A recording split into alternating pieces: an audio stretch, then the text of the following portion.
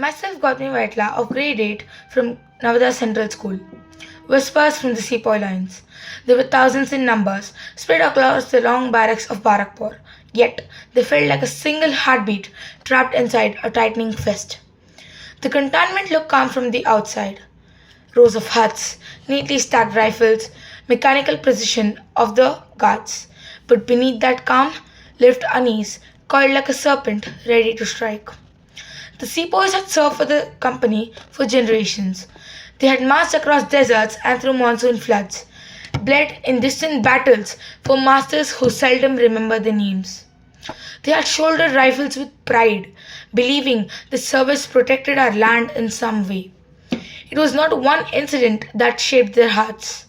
It was many, each a drop of indignity falling into a glass already full. Whispers travelled faster than bugle calls of the new rifle cartridges rumored to be greased with pig fat and cow lard, of religious insults disguised as military discipline, of princely states annexed without honor, of pay that shrank while demands grew, of fields back home taxed until families sold their last seeds. They felt it all, every injustice, as if it were a spark landing on dry straw. At night, when the lamps burned low and the officers returned to their bungalows, the barracks came alive with murmurs. They sat in clusters, Hindus, Muslims, Sikhs, men divided by faith, but united by resentment.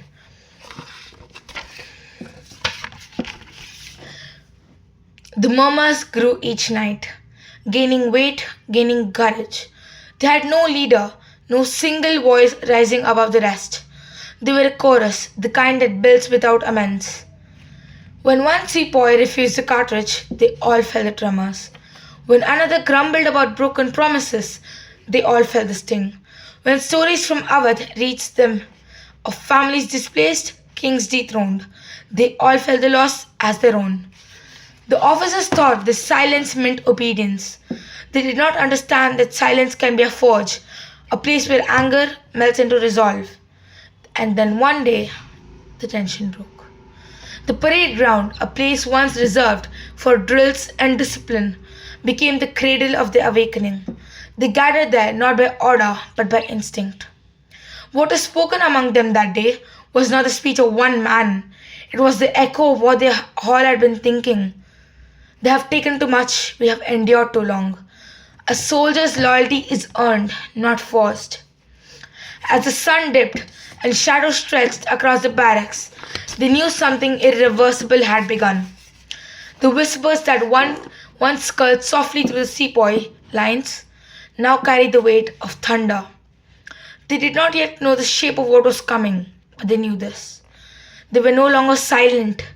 They were no longer divided. They were no longer merely sepoys in the company's army. They were voices rising together. They were the beginning of a storm. Thank you.